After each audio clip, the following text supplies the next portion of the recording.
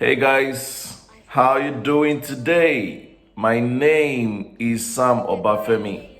I'm called Coach Sam. I'm the founder of Sam Obafemi Behavioral Change Academy, SOPCA, and we are live on social media at SOPCA Online. I'm proud of you, Fola.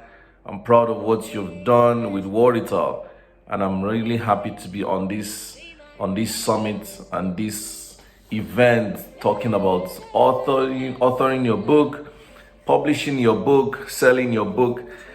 It's a privilege to be able to join in the conversation, and I'm thoroughly proud of you.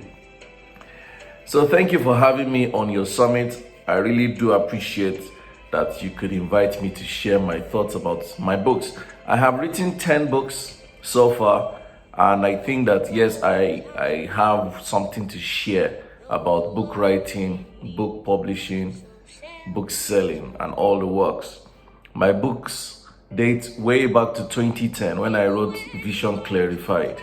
It was a testing book, very small booklet, and that was just the inroad to writing many more books ever since. I've written Where Are the Goals I Set, I've written 5 Musings, The Vexed God, Rebellion is a Need, Salt Lake Therapy, The Mirror of My Darkness, Fearless Seed, My Valleys, But What Do I Know, and then the most recent based on logistics. And so I have experiences in manuscript writing, creative thinking, editing, and the pitfalls of your book being edited, marketing, your books failing to sell. I've never had a failure of selling of any of my books so far. I think I'm fortunate. Distribution, logistics, all that, all the works. I have done it all.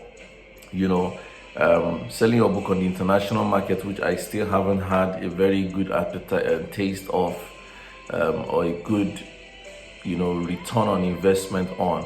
But on the overall, I think I'm proud of what I have done, with respect to writing books. And I'm willing to share my experience with the audience today. So the question here I have is it necessary to test your book before writing? Is it necessary to test your book before writing? I think that it depends. There are factors. First is your clout. Do you have the clout? If you have a clout, any book you write, people will buy. I have grown clout over the years. I started off with anger management in Nigeria. I was the first certified anger management therapist in the country, and that made me very popular. So the moment I gained that popularity, I rode on it and started doing other things, emotional intelligence, mental health, and all that has added a lot of speed to my work. So many times I introduce ideas and people buy it because it is Coach Sam. So there is the place your clout contributes. If you have clout, you don't have to test your book, just write it, people will buy it because they just believe your thought process is what they are buying. They may not even be buying the words in the book, but they are buying your thought process. So maybe the first thing you should consider as an author is building clout. Create vehicles, movements where people can trust your thoughts, trust your capacity, trust your person. And that loyalty will translate in the books that they are buying. So how do you build clout?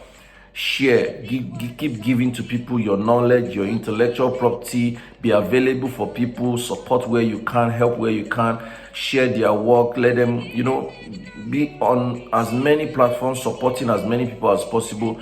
Over time, you have gathered clouds. The clouds will gather, and then when the rain pours, it pours. When the rain comes, it pours. When it rains, it pours. That's the way they say it.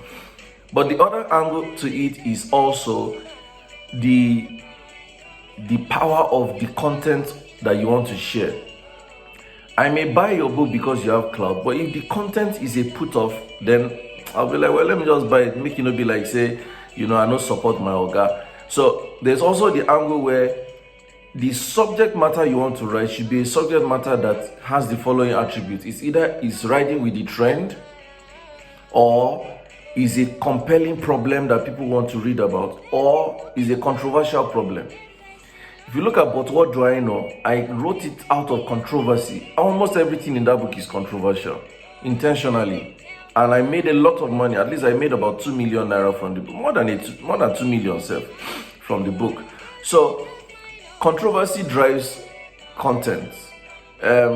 Trends drive content, and demand drives content. So if you want to write a book, try to be sure that you're writing from the angle of controversy or trends or demand, which also comes from the feedback you're getting from your free sessions and free writing and your availability and your questioning and all the work. So if you like, that could be your way of testing. Don't just write on unpopular. People will buy it anyhow. They may buy it out of respect, but they may not buy your subsequent works because they'll say, the last one I bought, I didn't read it, I didn't really enjoy it. Always make sure your books provoke people to come after you. When I wrote Fearlessly, people still say till today that is my best ever book. And I'm really humbled because yes, that book actually takes people out of any form of fear. It bolts you out. So maybe it is my most neurological book. It's a book where all my NLP was its sharpest, and I put it in the book. That triggered the purchase of But What Do I Know? But What Do I Know now came from another angle, which is very controversial. So when I released based on logistics, it was just natural that people say, this man has come again, let me go and see what he has written again. That is a very good way to write your book. Another question is, what if the topic you want to write doesn't interest the audience? So I've answered that. You must be sure that the topic or subject matter you want to write is something that is intentionally controversial, in demand, or riding with the trend. Now, some people say, but I'm too cautious. I don't want to ride with controversy, or I don't want to ride with trends, or I don't even know what is in demand. Well, I would advise you to work with, either work with an editor or work with a publisher like WORITAL. A typical example, no matter how dry the inside is, the title of the book has to be something that is a head turner. Your book title has to turn heads. That one is a rule. You can't put a title and say, how I eat every day, how I make money. Those are drab titles. They are common. They are very, very common, saturated titles. Don't use a saturated title. Use a dramatic title. Use a controversial title. Yeah, if you like. Use a title that makes people say, what? So if you look at my titles, Vision Clarified in 2010, at that time may have been quite catchy. Right now it's drab. You can't just say Vision Clarified. What does it clarify? Where it goes, I said, is a head turner because it's a question book. Salt Lake Therapy, well, technical. That's for I wrote that book in 2012, technical.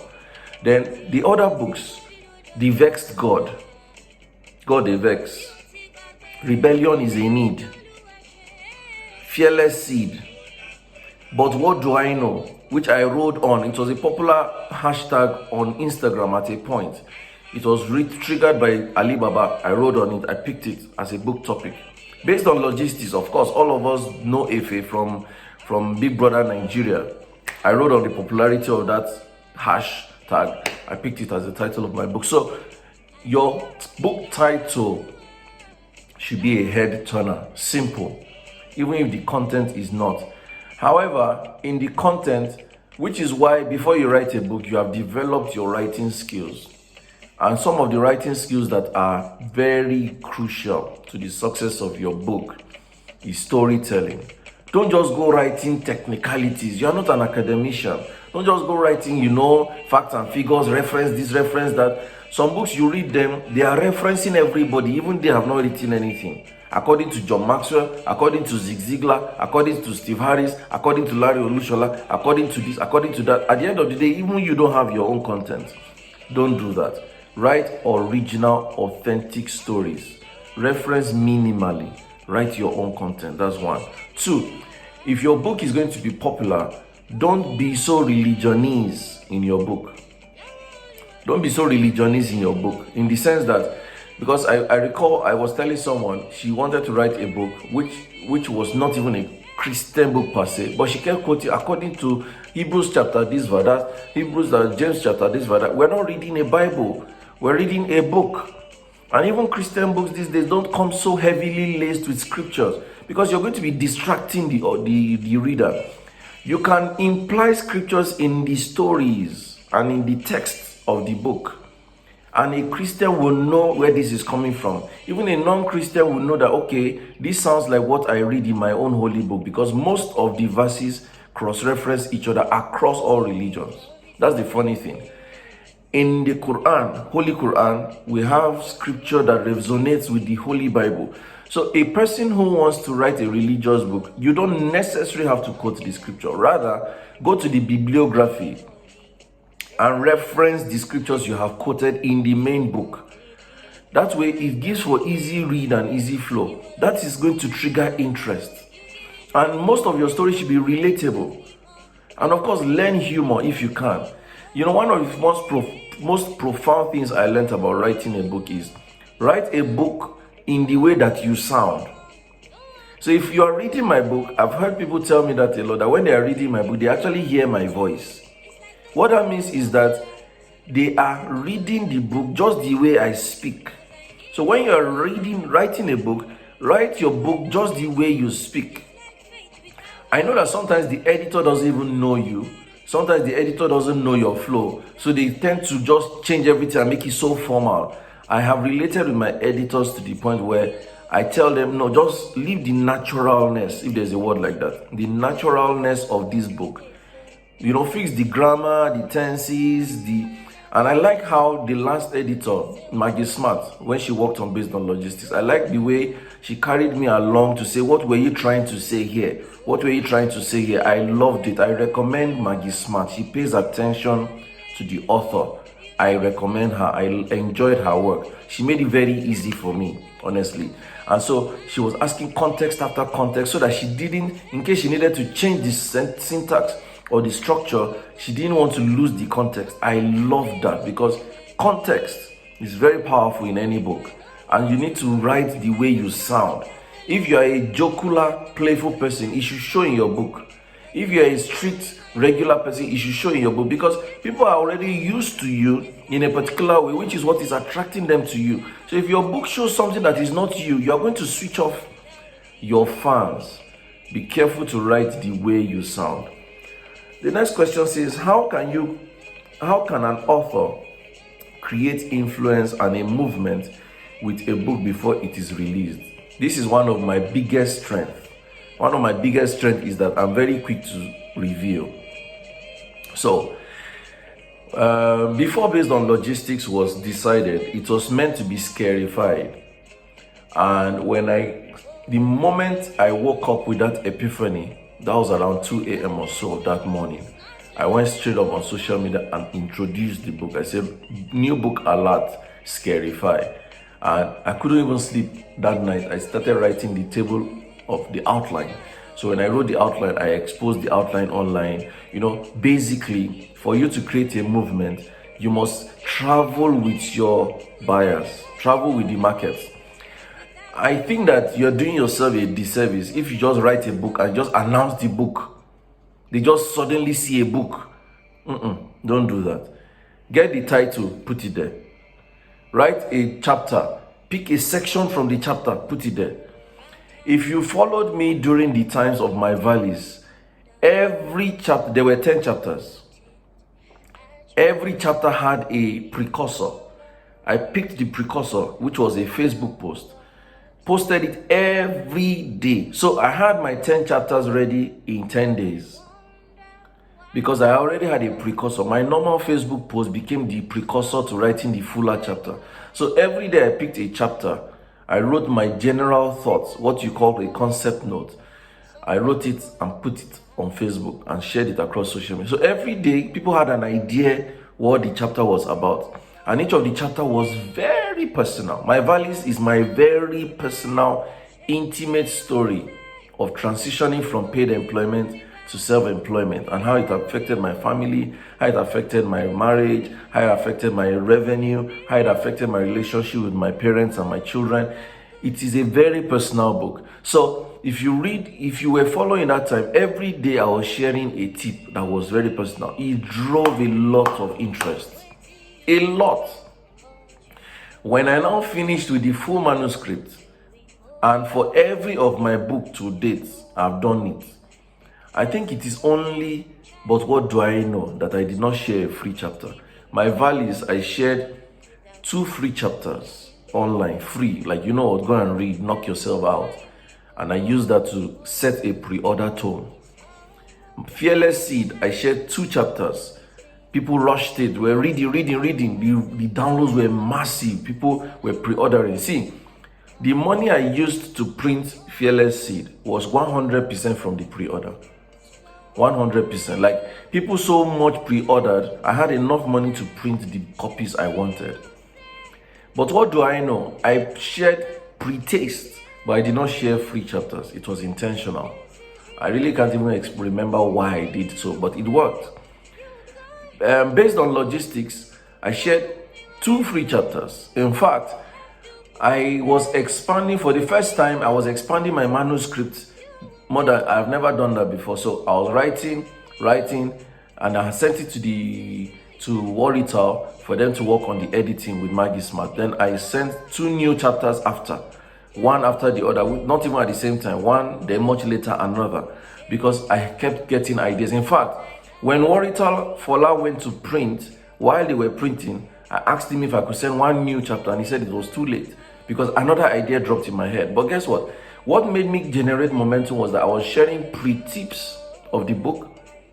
As I had an epiphany, I would share it. I'll say, this is going to come out in the book. I'll get a new idea, I'll share it online. I'll say, this is going to reflect in the book. So I was, triggering curiosity, interest, taste here. It was a pre-taste. And people were like, what? This book is interesting. So you need to generate interest in the minds of your readers. You need to generate appetite. You need to generate curiosity. Let them ask questions. Let them begin to look forward to you, like, what's going on? When I was doing the pre-taste for But What Do I Know, I was talking about mental health. I was talking about sex. I was talking about infidelity. I was talking about cheating. I was talking about, business. I was talking about religiosity. I was blasting ministers, Christian pastors. And so it generated some, something very contentious is coming out. So those are the ways to drive momentum. One of the things they normally say is, especially in PR language, the one powerful way to drive direction to your work is through controversy. Controversy in media is a very good attraction. Check the Token Makinwas, check the, who else can I name? Check the Reno Omokris. They just leave out a controversial statement. People go all over the place fighting, crazy, cursing, and then they just release a product.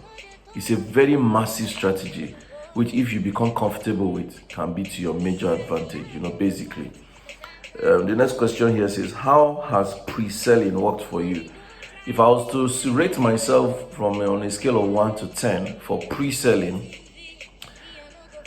I think that unless I want to be modest, I would have said a 10.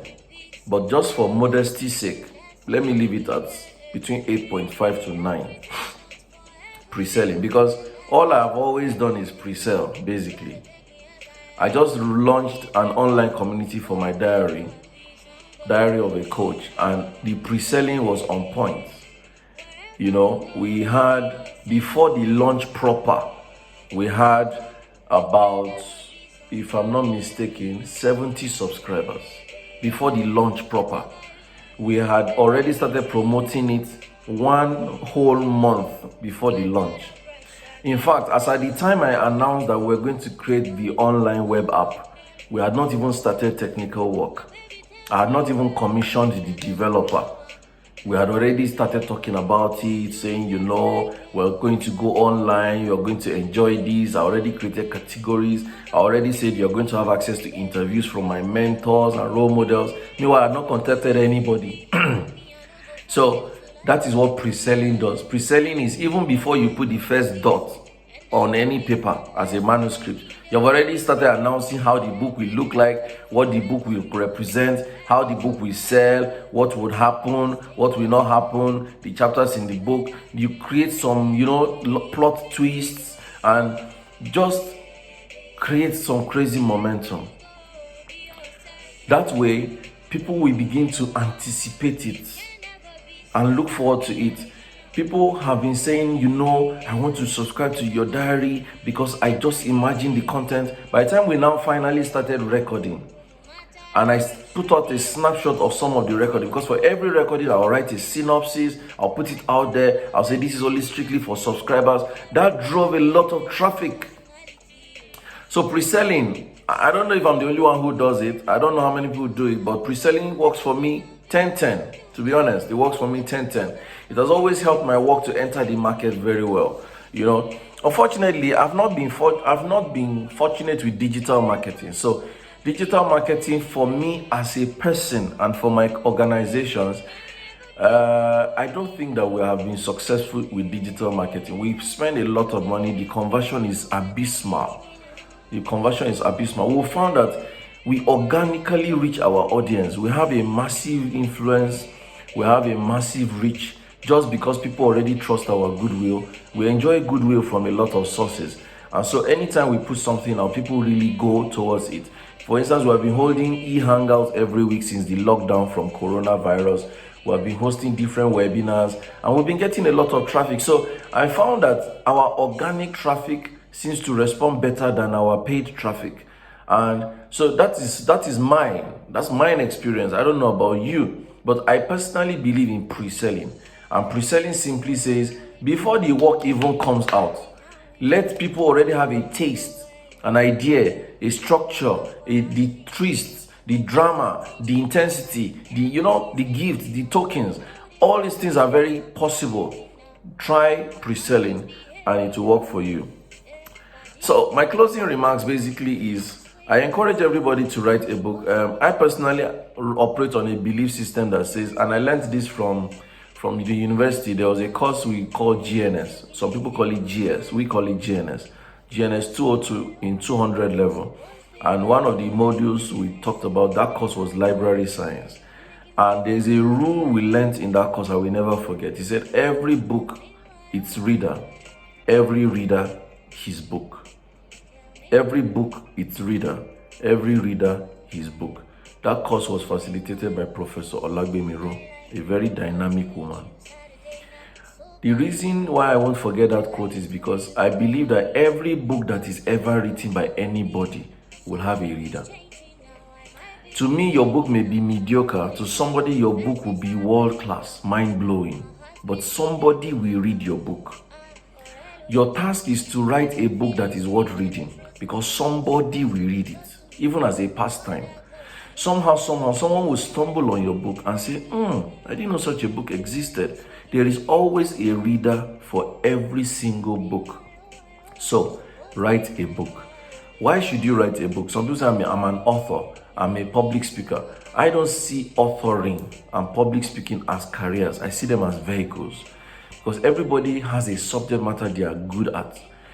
Just something you are passionate about, you can write a book on it. Just something you have a small experience about, you can write a book on it. You can write a book about everything that catches your fancy. That's the good thing about writing books. You don't have to be, you don't have to be so authority. What's the word? You don't have to be such an authority in anything, really, for you to write a book. So at every level, there's a book you can write. And of course, as you ascend in authority, your book gathers more clout. When I look back at my first book, Vision Clarified of 2010, I am tempted to laugh at myself like, wow, what a book. Like when you compare it with the books I have now written most recently, they are two worlds apart. But I enjoy that was my startup. That was my first book. And I still celebrate that it was what jump-started me into the line of being an author. So don't wait for perfect book. Don't wait for that perfect book. There's no perfect book anywhere. Write the book, get it out there, do pre-selling, gather your own crowd, and give them the book. Sometimes you may just write a book and give it out for free, just to prepare your market for the next book that you will sell. That is a strategy that works. You can write several ebooks that cost you nothing to print, upload it on digital space, let people share it. You can host people that are of authority and let them co-author a book with you. Interview them, collate their responses, put it in a book format, write your own book. So it looks like you wrote the book and you co-authored it with the authorities, and say co-authored or with features or with contributions from, they will now write their names. It drives popularity for the book. People will get to know you. Once your name is on their mind, remember what I talked about clout. Once your name is on their mind, when you now write the book you really want to write, they can trust your book enough to buy it. So there are several ways. Don't rush, don't be in a hurry to be an author, but be intentional, be strategic. Take your time and do it one step at a time. These are very practical tips that I have used in my life so far. I have been writing books for 10 years now. Since 2010, when my first book came out, till 2020, I have written 10 books. And so I think that, which is an average of one book per year, even though it wasn't one book per year really. Some years, like in 2015, I wrote 2 books. I wrote My Valleys and Fearless Seed in 2015. I didn't write again until 2019 when I wrote But What Do I Know? Basically, I'm not sure that's correct. So after 2015, I wrote ebooks. That's when I wrote Vex God. That's when I wrote, The Mirror of My Darkness, 5 Musings, So, but the next printed book was, after Fearless Seed, was But What Do I Know in 2019. And then 2020, we have Based on Logistics. So don't be in a hurry. Don't rush, but be strategic. Create a plan and pre-sell. Always pre-sell. It will always help you. Create momentum and gather your crowd. Don't be looking for other people's crowd. As people are buying and downloading, be collecting their contact details. That is non-negotiable. Collecting the contact details of the people that patronize you is non-negotiable, because that is the community you will sell the next book to. So don't go saying, where will they be? I'll be posting on social media. Social media is just like waka pass. They are passers-by. But the people that you have their contact details, they are your own customers. So those are the thoughts I have to share with you. Once again, thank you, Fola, and the WORITAL team for having me on this summit. I thoroughly appreciate that I can join in these conversations. I'm available to be reached. My company is SOPCA, Sam Obafemi Behavioral Change Academy, which is on social media, SOPCA Online. I also have my online community, Diary of a Coach. You can follow us on social media at Diary of a Coach. My personal handle is S Obafemi. My name is Sam Obafemi, and I'm grateful to be here. Have a wonderful conference, and bye.